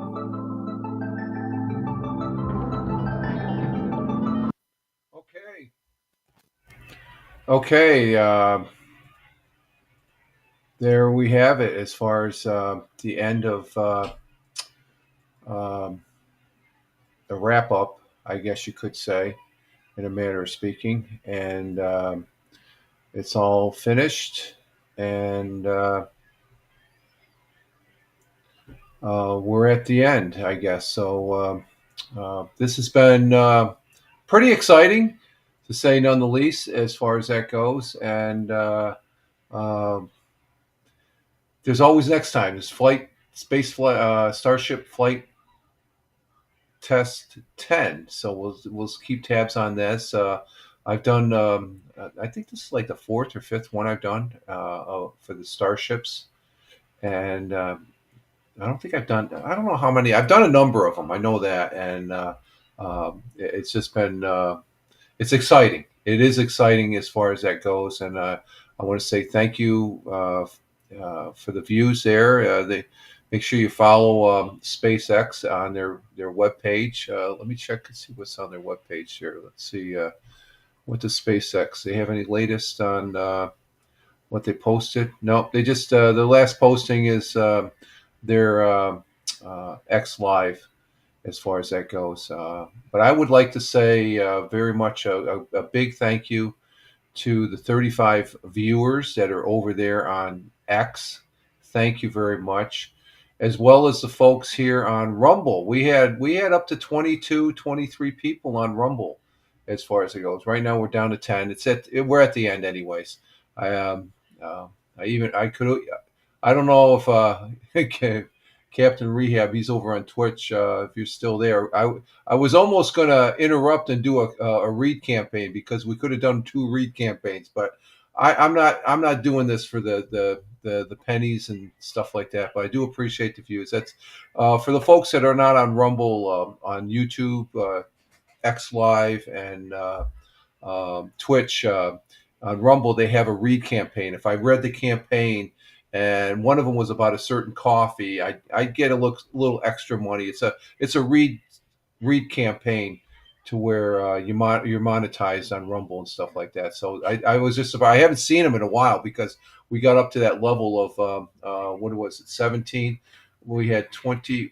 We had more than 25. We had 27, I think, because we had the second ad there that you have to have a minimum viewership of 25. And so if the thing is, they don't add the views from X Live. So we had close to 50 some people watching and that, to me, that's more important. That's more important than the money. It's just, I'm not in this for the money. I'm in here for the enjoyment of presenting something that I truly have a very much interest in. And not that I will ever be able to get on one of these flights, or or would I? I'm just very interested in what we're doing with the advancement of going back to the moon and eventually to Mars. And this right here is the vehicle that's going to do it, folks. They just have to work out the kinks and see what happens as far as that goes. So, but I want to say thank you for the folks on Rumble Studio, or Rumble, 10 people. We had one person on, one person back on YouTube. Thank you very much. 3 people on Locals, and an amazing 20 or 35 folks over there on X Live. So that's cool. That is very cool. This rate's right up there with this rocket launch as far as that goes. There's going to be more of them, folks. This is just number 9. They're still in the early stages of doing this, and I'll be if there's a space launch, I'm going to be on here watching it, and we have some very good pages out there to look at as far as that goes, and I do enjoy watching this. It's very exciting, especially when that rocket's going up there, and it's one of the most. It is the most powerful rocket that man has made to go back up into the cosmos eventually, hopefully. All right, folks. I'm Rich Roberts at Fireman Rich here on Rumble Studios, at Fireman Rich over there on X, and at Fireman Rich on Twitch. On YouTube, I'm at Richard M. Roberts. So, but I'm on X. That's my mainstay, where I post things for good links to good stuff, and as far as such as this broadcast here. And I do appreciate the views, the live views, and the replay views. Thank you very much too. We had a good, fun 3 hours, and I wanted to say thank you to you folks that made it here. Thank you to Captain Rehab, who was in the Twitch. I want to say thank you to Thamer, came in from Riyadh, the Kingdom of Saudi Arabia. We did have one person over on the YouTube earlier that made a comment when we first started broadcasting. And let me see if I bring that person's name up here. I always like acknowledging the people that are in the chat as far as that goes. And this is fun. This is fun doing this as far as that goes. So, what do we got here? What do we have? What did we? Oh, I lost the page. What happened to the page? Well, there was one viewer. Let's see if I can get to it. Let's just see if we get back to it and stuff. So, hang on. We'll go this route. We'll use this one. Let's see. My Surface 3 isn't working that great. Surface 3. Oh, okay. Here it is. It was LJ Ray. LJ Ray, thank you very much. Made a comment there as far as is it still going? Yes, it was a go. It ended up going, and it got up there, but not going to be around for the final demise of Starship number 35. And so another one bites the dust, but they got a lot of information. So again, thank you for your views. You all have a great Tuesday evening. We'll be broadcasting again tomorrow morning at 7:30 for the Wednesday morning coffee here on Rumble Studios. And you all have a great evening. And it's been fun, folks. Thank you very much. Ciao for now.